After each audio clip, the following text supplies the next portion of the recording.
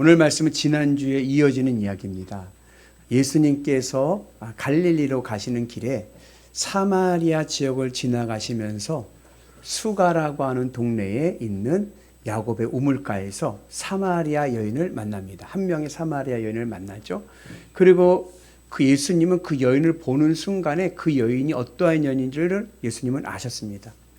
삭개오가 여리고성 뽕나무 위에 있을 때 예수님이 삭개오를 만나보지 않았지만 삭개오야 너 내려와라. 내가 오늘 너희 집에서 유하겠다. 말씀에 삭개오는 거꾸러진 거예요. 나의 모든 걸 다 아시는 예수님을 알게 된 겁니다. 마찬가지로 오늘 이 사마리아 이 여인의 형편을 예수님은 아셨습니다. 그래서 이 예수님이 여인에게 말씀을 거는 거예요. 나에게 물을 달라. 이 여인이 가지고 있는 인생의 목마름을 예수님은 아셨습니다. 그러면서 예수님과 대화를 하면서 이 여인은 예수님이 그냥 유대 남자가 아니라 선지자, 하나님의 사람임을 알게 됩니다. 그러니까 유대 남자에서 하나님의 사람 선지자로 올라오는 업그레이드가 된 거죠. 그 대화 가운데 예수님께서 뭐라고 말씀하셨냐면 이 여인의 목마름에 대해서 남편을 불러와라 그래요.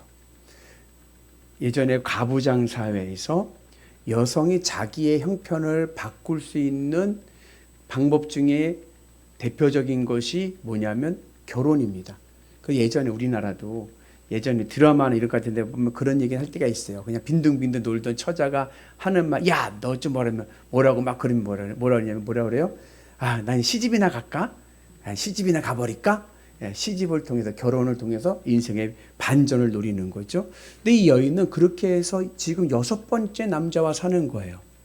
지난번 얘기했지만 유대 사회에서 이혼은 남자만 할 수 있는 거거든요. 그러니까 이 여인은 늘 버림받음에도 불구하고 또다시 결혼한 이유는 자기의 인생의 이 목마른 인생에 대한 만족과 해결을 남편이라는 수단을 통해서 얻으려고 했던 겁니다. 그 여인의 이 인생의 목마름에 대한 것을 예수님이 아시고 예수님께서 근본적인 것을 건드시는 거죠. 남편을 불러와라. 그때 이 여인의 대답이 뭐예요? 저는 남편이 없습니다. 이 여인은 자기가 기대했던 자기의 삶에 만족을 줄 수 있는 목마름을 해결해 주는 남편이 없다는 거예요. 지금 사는 남자가 있지만 그 말에 예수님께서 맞다. 너가 5번 결혼했지만 그들도 다 너의 남편이 아니고 지금 사는 그 남자도 너의 남편이 아니다. 그 남자도 너의 목마름을 해결해 줄 수 있는 존재가 못 된다.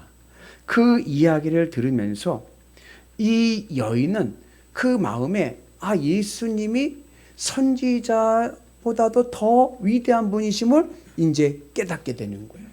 그러면서 이 여인에게 있던 이 목마름 갈급함이 단순히 육체의 갈급함만이 아니라 그 내면에 있는 영적인 갈급함을 깨닫게 하십니다. 그러니까 이 여인에게 있는 육체적인 갈급함은 어떤 게 있을까요? 먼저는 지금 목이 말라. 이 더운 날. 목이 마르니까 우물가에 물 마시러 왔잖아요. 물 뜨러 왔잖아요. 또 어떤 목마름이 있어요? 인생이 고돼요. 인생이 피곤합니다.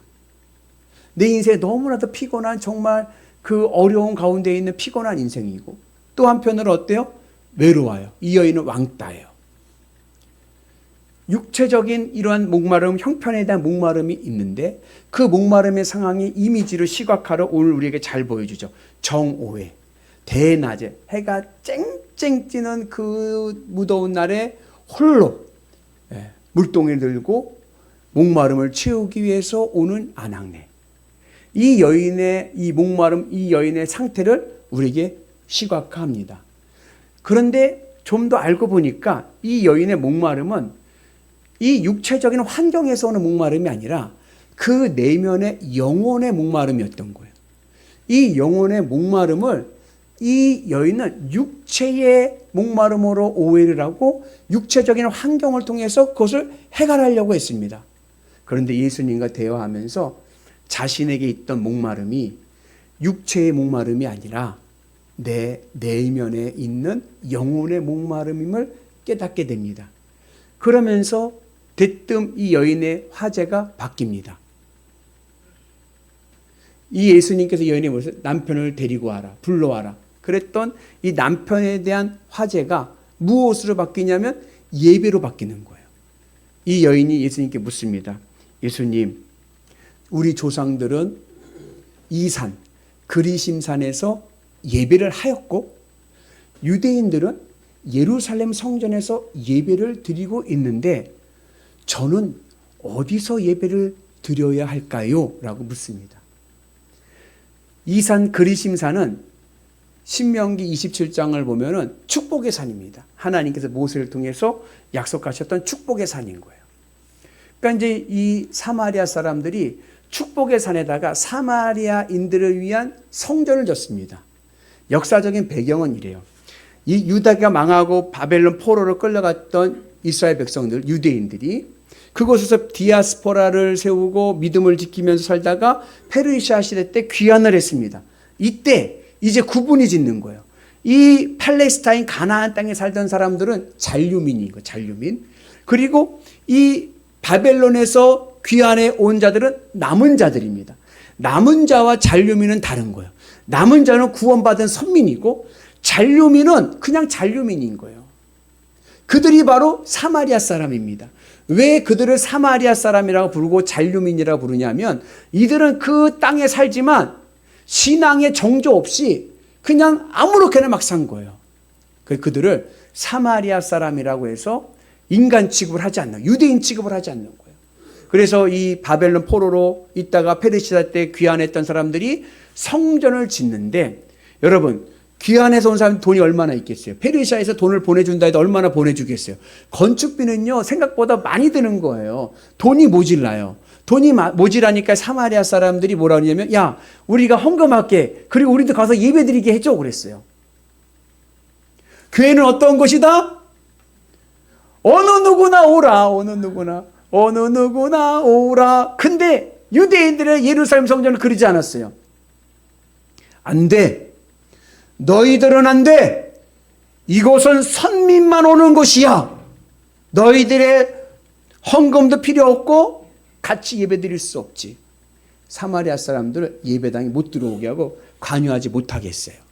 그래가지고 이 사마리아 사람들이 이 모세의 언약을 받았던 축복의 산에다가 사마리아 사람들을 위한 성전을 짓습니다.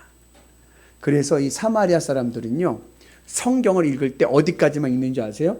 창세기, 출애굽기, 레위기, 민수기, 신명기까지만 읽어요. 그걸 사마리아 오경이라고 그래요. 왜냐? 그 다음부터는 왕국시대 역사 이야기거든요. 왕국시대 이야기는 어디랑 연결되냐면 다윗 왕조와 연결되고 예루살렘 성전과 연결이 돼요. 근데 이 사마리아 사람들은 예루살렘 성전에 대한 너무 많은 그런 피해를 입었고 예루살렘 성에 예배를 못 드리게 하니까 이 예루살렘 이데올로기를 싫어했어요. 그래서 이 사마리아 사람들은 모세의 신앙, 마음과 뜻과 힘을 다하여 주 여호와 하나님을 사랑해라. 그 말씀을 가지고 모세의 신앙을 가지고 하나님을 믿었습니다. 그렇게 사마리아 오경을 가지고서는 그 그림심산에다가 성전을 짓고 그 예배를 드렸어요. 그렇게 예배를 잘 드리다가 주전 128년에 무슨 일이 있었냐? 이제 여러분 신구약 시대가 있습니다. 구약의 마지막은 뭐죠? 말라기예요. 그리고 예수님 오시는 마태복음 사이에 한 400여 년 동안의 공백기가 있어요. 기록이 되어지 않는 이 공백기간을 우리는 없지만 천주교회는 외경이라고 해서 그 기록이 남아 있습니다. 그 내용들을 보면 어떠한 일들이 있었냐면 페르시아가 망하고 그 다음에 누가 이 팔레스타인 땅을 지배했냐면은 알렉산더가 헬라 제국, 알렉산더 대왕. 근데 이 알렉산더 대왕이 얼마 지배하지 못하고 죽고 그 다음에 이 헬라 제국이 4등분 됩니다. 4등분 될 때 이 팔레스타인 쪽에 있는 쪽을 나라를 프톨레미라고 하는 나라가 애굽 지역을 다스리고 셀류쿠스라고 하는 나라가 시리아 쪽을 다스리면서 이 팔레스타인이 적정지가 됩니다. 그래서 한 번은 프톨레미가 이기기도 하면 그쪽 땅 또 셀류쿠스가 이기게 되면 셀류쿠스 땅 막 그렇게 되는 거예요. 그때가 극심한 박해기예요. 그 박해기 때에 그 유대인들 가운데 제사장 그룹의 자손들 가운데 마카비라고 하는 형제가 혁명을 일으켜서 나라를 자치정부를 세웁니다. 이게 하스몬 왕조라고는 자치 나라를 세우는 거예요. 이 나라는 제사장들이 세운 나라라고 볼 수 있죠. 그러면 제사장이 세운 나라의 중심은 어디겠어요? 예루살렘 성전이겠죠. 그러니까 이 하스몬 왕조의 왕이었던 요한 히르키누스라고 하는 왕이 무슨 일을 했냐면 그리심 산에 있던 사마리아 사람들의 성전을 헐어버린 거예요. 예배당은 오직 예루살렘밖에 없다. 그리고 그것을 헐어버리고 불태워 없애버린 거예요.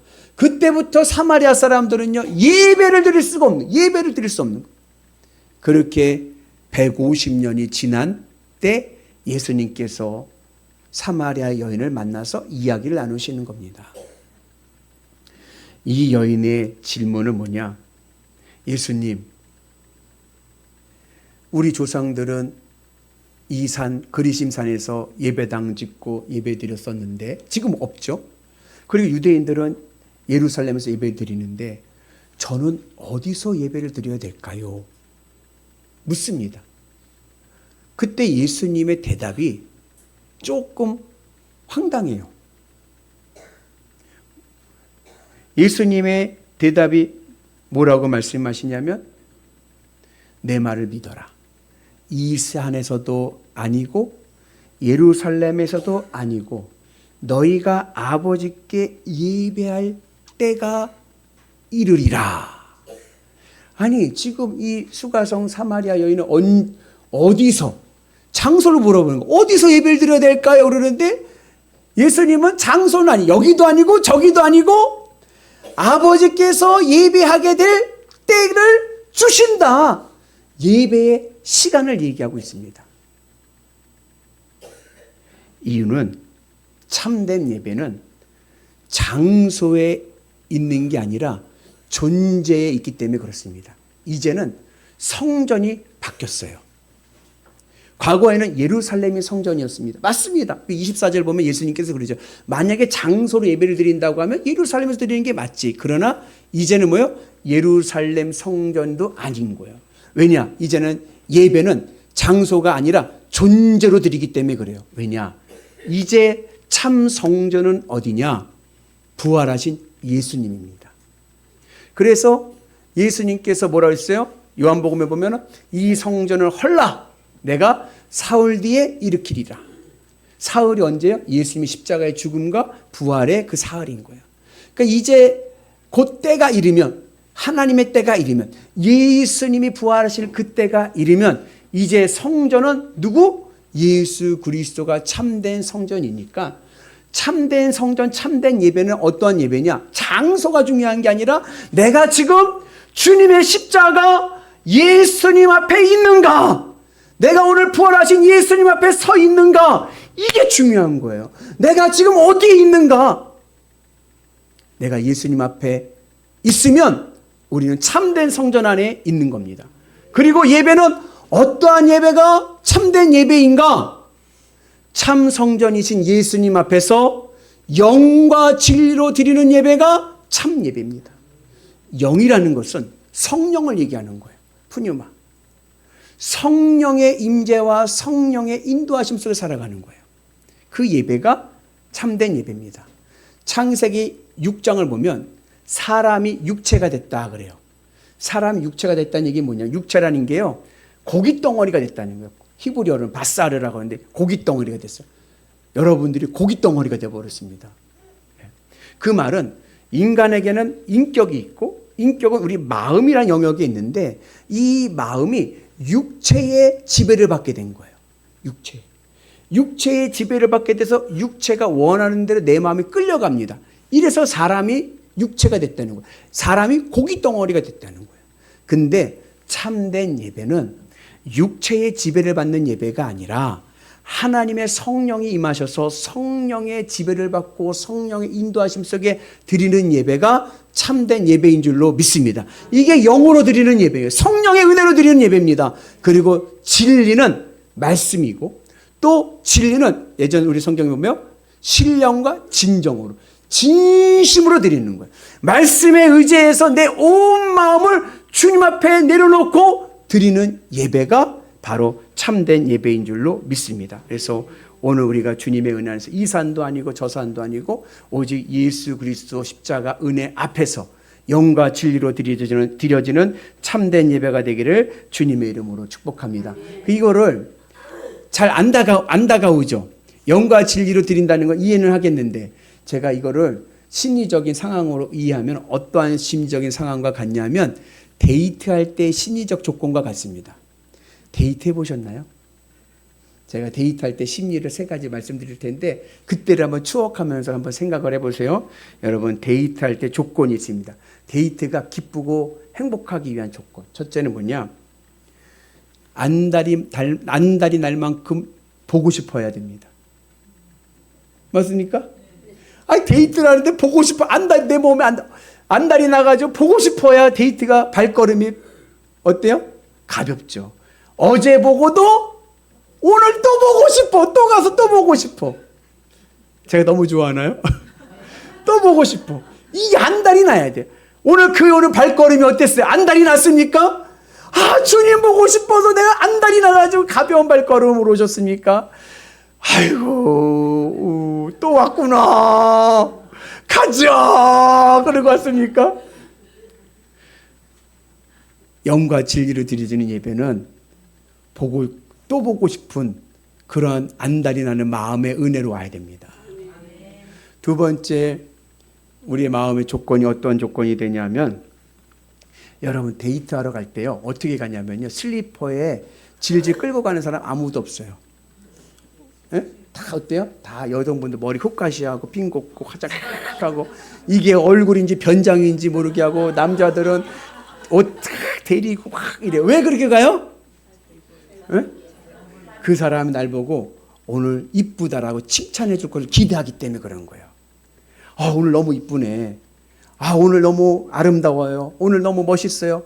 그 말 듣고 싶어서, 이쁘다는 말 듣고 싶어서 그렇게 훅가시하고 가는 거예요. 에? 맞죠? 이쁘다는 말 듣고 싶어서, 멋있다는 말 듣고 싶어서 무스로 머리 세우고 가고. 오늘 우리가 예배당 올 때 하나님 앞에 어떠한 기대를 갖고 오냐? 착하고 충성된 종아, 너 참 잘했다. 너 참 예쁘다. 너 참 멋있다. 넌 나의 기쁨이다. 하나님 앞에 그 칭찬받는 그 기대감으로 오는 거예요. 맞습니까? 하나님 오늘 여러분들 보시고 참 너 예쁘다. 참 기쁘다. 행복하다. 주님의 기쁨 되는 은혜가 있게 축복합니다. 그게 나에게도 기쁨이 되는 거예요. 그죠? 세 번째는 뭐냐? 데이트의 클라이막스는 뭡니까? 그래도 이래도 저러나 뭐예요?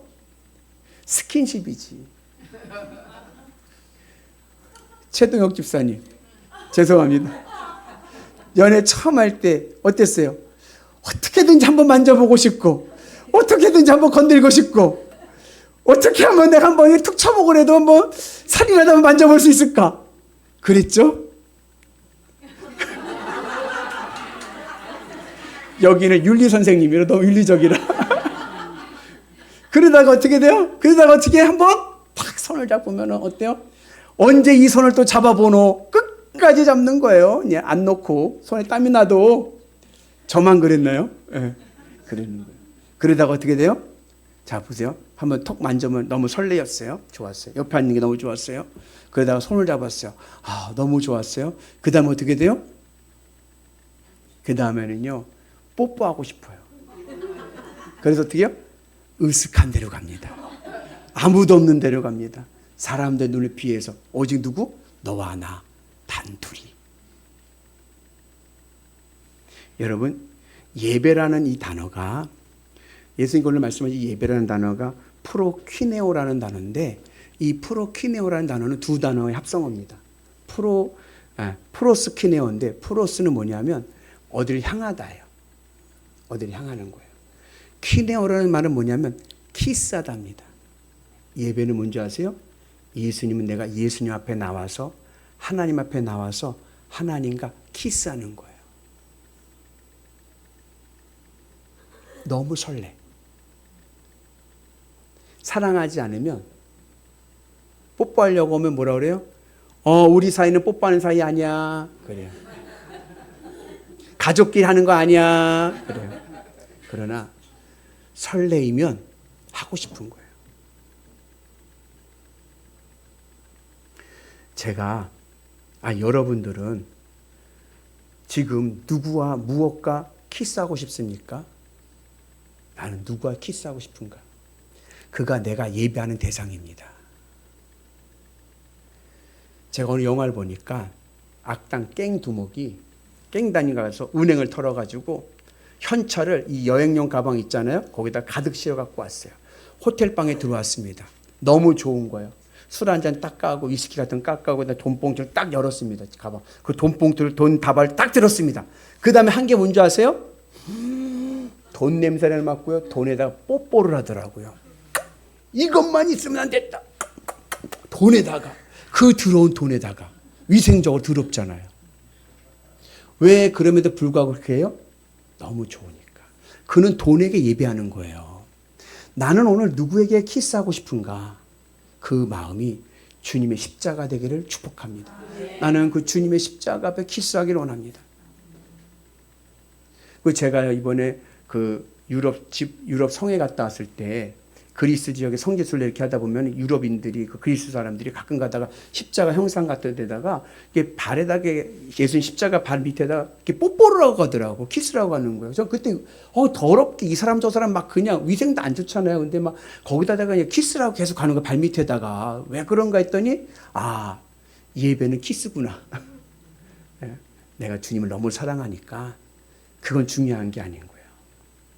오늘 우리가 이러한 신령과 진정으로 드려지는 예배가 있기를 축복합니다. 그래서 성령의 인도하심 속에서 성령의 지배하심을 통해서 내가 주님 앞에 키스하러 오는 그 마음, 그리고 진리의 은혜가 있어서 여러분 전심으로 신령과 진정으로 말씀으로 의지를 가지고 여러분 믿음은요 의지입니다. 끝까지 갑시다. 아멘. 포기하지 말고 끝까지 가는 은혜가 있기를 주님의 이름으로 축복합니다. 그래서 우리가 늘 주님만 의지하고 주님만 바라보고 그리고 주님 앞에 사랑의 은혜로 나누는 영과 진리로 드려지는 예배되는 은혜가 있기를 주의 이름으로 축복합니다.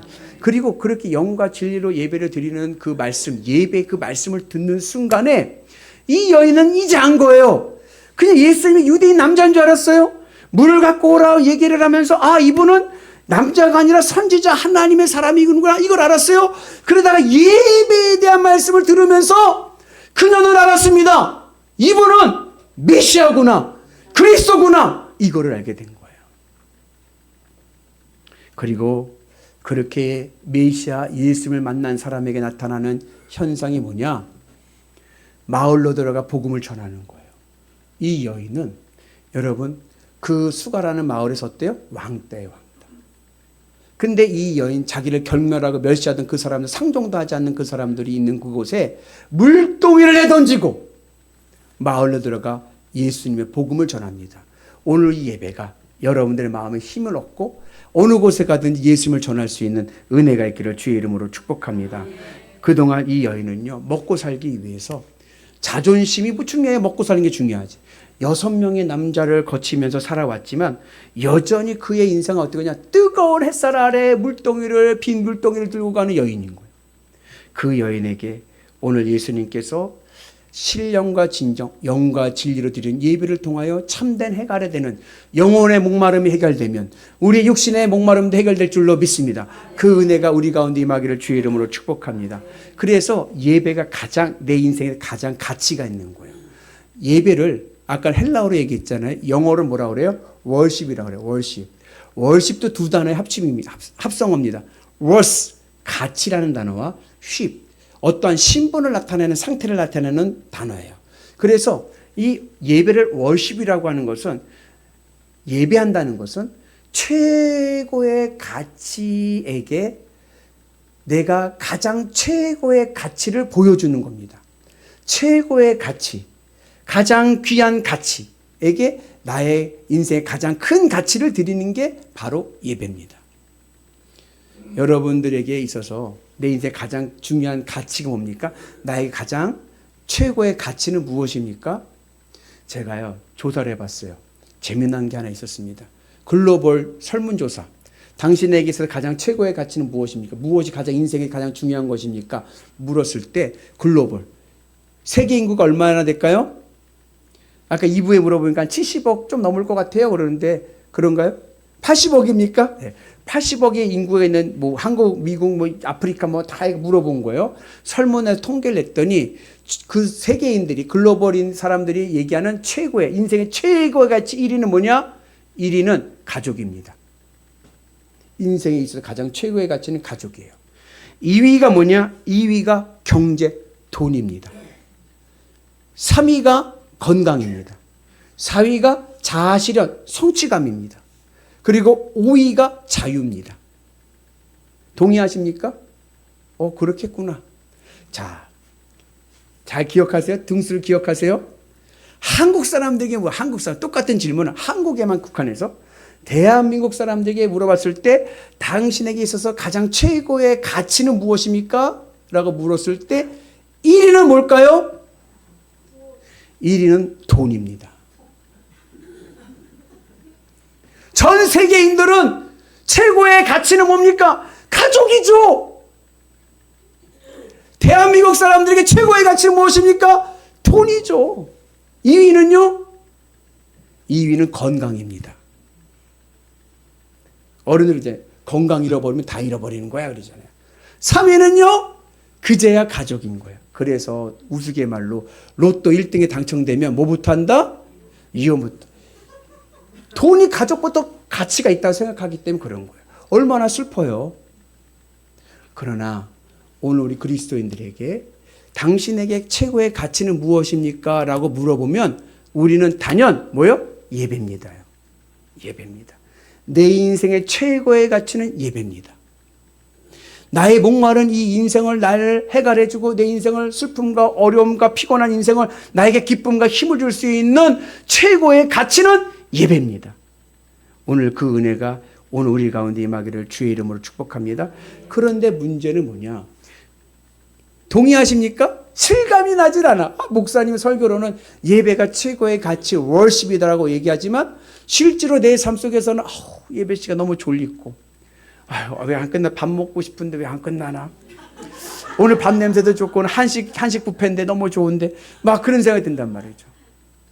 왜 예배가 내 인생의 가치, 최고의 가치가 되지 않는 이유는 영과 진리로 예배를 드리지 않기 때문에 그런 거예요. 예배에 잡념이 들어오기 때문에 그런 거예요. 제 친구 얘기 한번 해드리면 제가 초등학교 6학년 때 아주 친한 친구가 있었습니다. 아주 절친이에요. 종민이라고. 아시는 분이 있어요. 네. 종민이를 제가 전도를 했어요. 그래가지고 주일날 제가 종민의 집 가서 걔를 데리고 주일날 교회를 가는 거예요. 근데 걔가 교회를 몇 달 안 다녔어요. 서너 달 다녔을 거예요. 근데 아는 친구가 없어요. 애들 습기가 없어가지고 저하고 옆에 늘 붙어 다니는 거예요. 그래서 늘 붙어 다니고 이제 저 하는데 어느 날 갔더니 교회 총무 선생님이 광고를 하는데 내일부터 여름 성경학교래요. 내일부터 여름 성경학교래요. 그러니까 내일부터 교회를 오라는 거예요.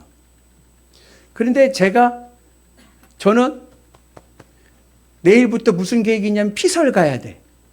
저 내일부터 피설 가기로 얘기돼 있는 거예요. 근데 종민이한테 나 피서 간다 그러면 얘가 교회를 안 나올 것 같아가지고 제가 뭐라 그러냐면은 그냥 야 내일부터 여름성경학교니까 꼭 나와야 돼. 여름성경학교 꼭 나와야 돼. 또 걔가 여름성경 꼭 나와야 되는 거야? 꼭 나와야 돼. 그래? 근데 여름성경학교 때까지는 우리 교회에서 만나자. 내가 너네 집 안 데려갈 거야. 교회에서 만나자. 왜요? 난 피서 가야 되니까.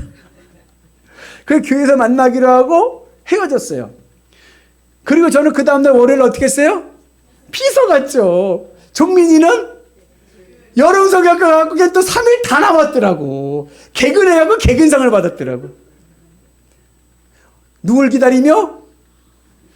언제 이 녀석이 오나 뒤돌아보면서 언제 오나 보면서 결국 안 온 거예요. 주일이 됐습니다. 제가 종민의 집 갔어요. 종민아 교회 가자. 나 교회 안 다녀. 왜? 난 다시는 교회 절대 안 다녀. 왜? 너 나보고 뭐라 그랬어? 교회에서 만나자 그랬지. 여름성경학교 때. 난 너 얼마나 기다렸는지 몰라. 너 한 번도 안 왔어. 너 어떻게 그럴 수가 있냐. 나는 그때 결단을 했어. 결심을 했어. 나는 다시는 교회 안 다닌다. 그리고 그때부터요. 진짜 교회를 안 다닌 거예요. 제가 그 친구랑 초등학교, 중학교, 고등학교, 대학교 다닐 때까지 교제를 계속 했거든요. 아주 친한 친구예요. 근데 저 교회 얘기만, 교회, 그 얘기를 하는 거야. 너 교회 얘기 끝내지도 마. 그랬던 거죠. 신학생인데도. 근데 친구보다 더 강한 게 뭔지 아세요? 애인입니다. 애인.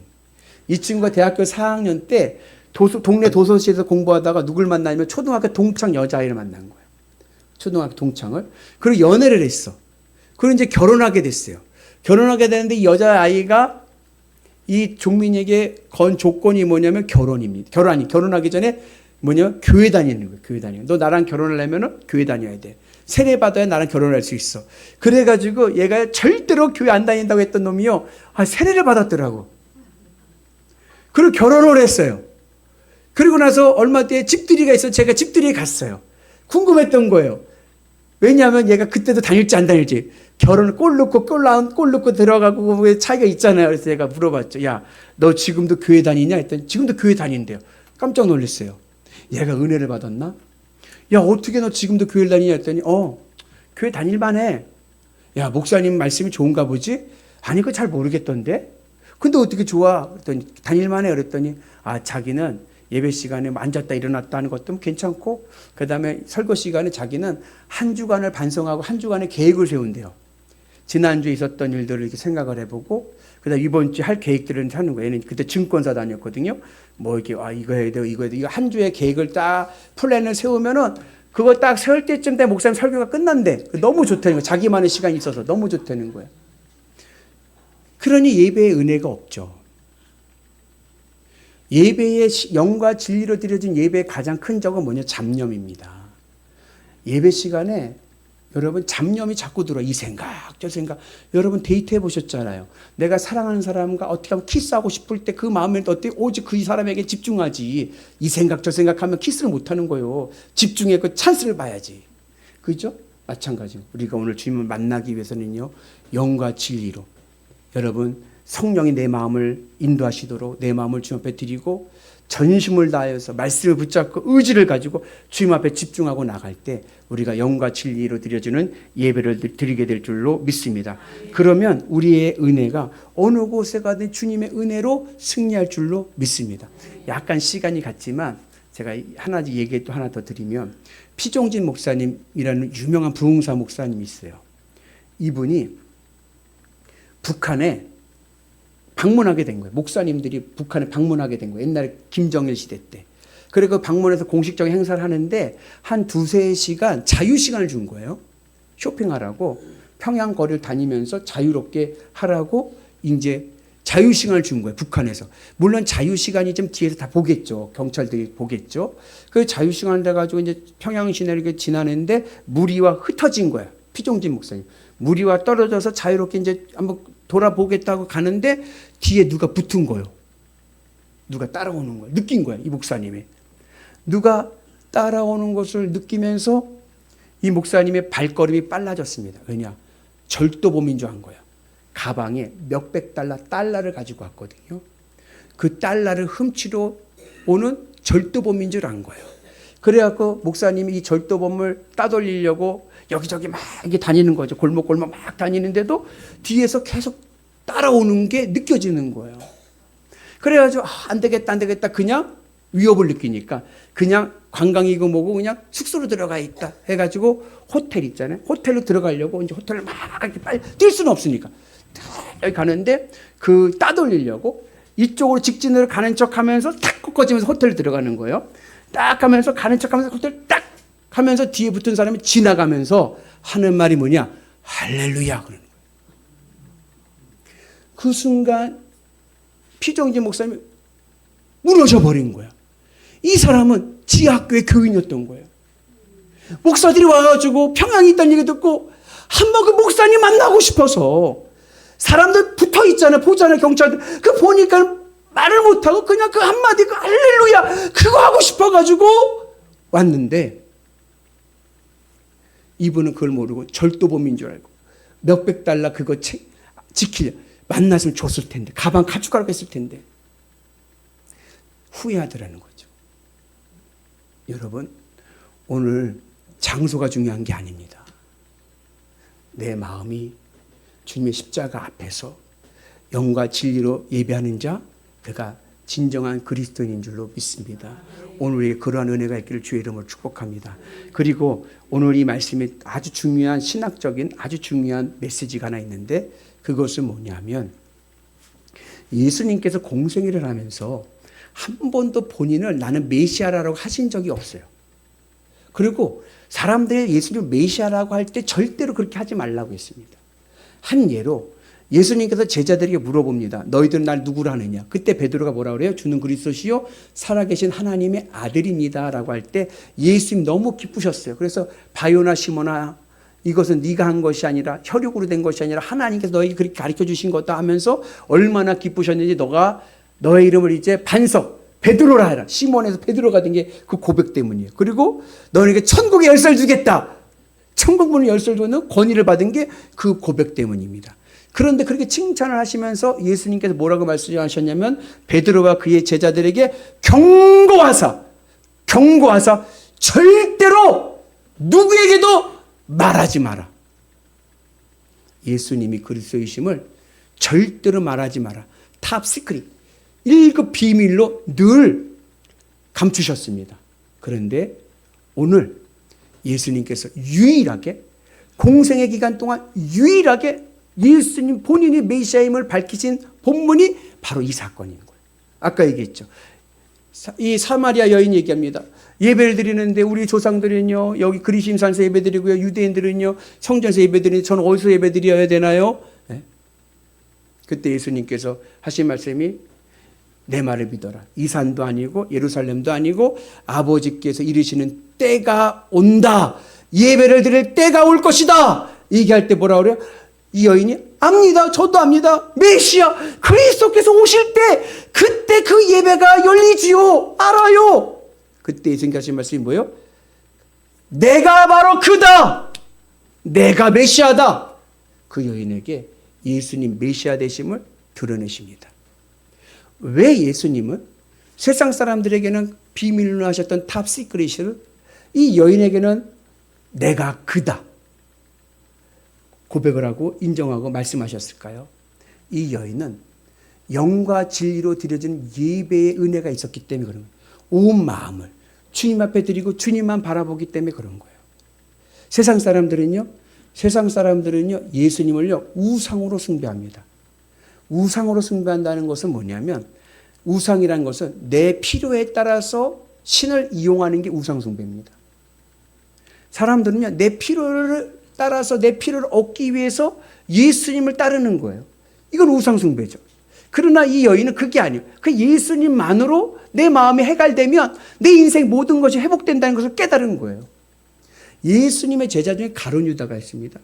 가룟 유다가 예수님 어떻게 했어요? 팔아먹었어요. 얼마에? 은 30냥. 여러분 은 30냥은요 큰 돈이 아닙니다. 그 당시에 죽은 노예값이에요. 쓸모없는 죽은 노예값인 거예요. 노예가 죽으면 쓸모없잖아요. 그때 배상해 주는 게 은 30냥인 거예요. 이 가룟 유다는 독립운동가였습니다. 독립을 위해서 예수님을 따른 거예요. 그의 마음은 예수님이 좋아서 예수님만으로 예수님 믿어서가 아니라 예수님을 이용해서 나라의 독립을 얻겠다라는 마음으로 예수님을 따랐습니다. 그런데 따르다 보니까 이건 아니지. 나는 독립을 원하는데 예수님은 저 하나님의 나라를 얘기하고 있네. 내가 원하는 게 아닌 거예요. 내게 필요 없는 예수님이 됐습니다. 그러니까 쓸모없는 죽은 노예값 은 30냥에 팔아버리는 거예요. 오늘 예수님이 여러분들에게는 우상입니까? 그리스도입니까?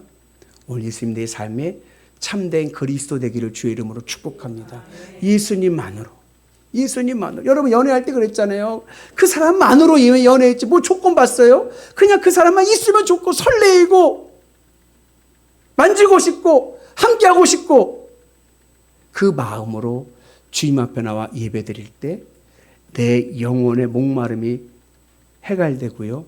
내 삶의 육체의 목마름이 해결되는 은혜를 보게 될 줄로 믿습니다. 내 영혼이 잘된것 같이 범사가 잘되고 강건한 은혜가 있는 줄로 믿습니다. 그래서 예배에 승리하는 게 최고의 인생입니다. 아멘. 우리 예배에 승리합시다. 예배에 승리하셔서 주님의 은혜로 하늘의 구원을 보시는 위대한 성도 되시기를 주의 이름으로 축복합니다.